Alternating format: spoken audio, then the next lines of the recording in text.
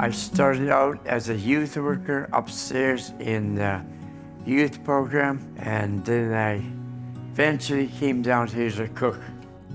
I volunteer on Mondays. A big part of my day is feeding the kids, so we start with lunch. After lunch, we could play games, we could go for a walk, kind of just see whatever the youth want to do.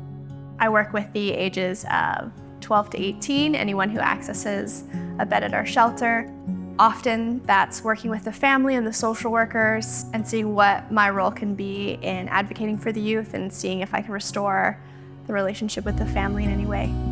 My husband and I work with 2 house leaders, and we provide care for young men who live within ministry care. So we work with them on some of those life skills like how to cook, how to clean, hygiene, any of those kind of life skills that you might not necessarily realize you need before you move out.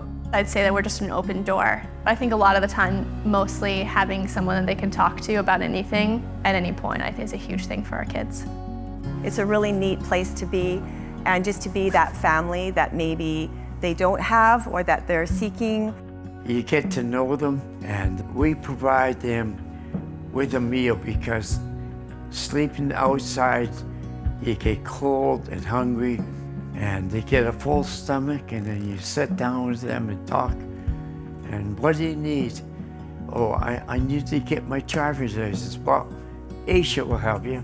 When you find moments where the client is vulnerable and lets you into those spaces with them, for me, it's like the gasoline that keeps you going. That's why you want to do what you do. We had one youth here, and my husband would play the piano, and they would just be singing together because he never got that kind of attention. It was really cool to just be able to show love and support. Even though none of us were the best singers, we all had so much fun with it.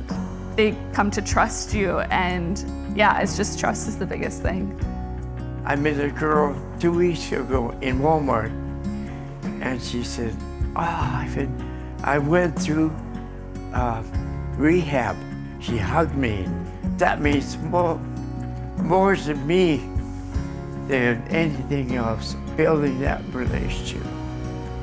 Those 40 hours of my life I'm never gonna get back, and at least if I can spend it serving someone and potentially making their life better, or even just less lonely, that's where the most amount of growth and change can happen, is when you're no longer alone in your problems. That's kind of what we do. We show the love of God.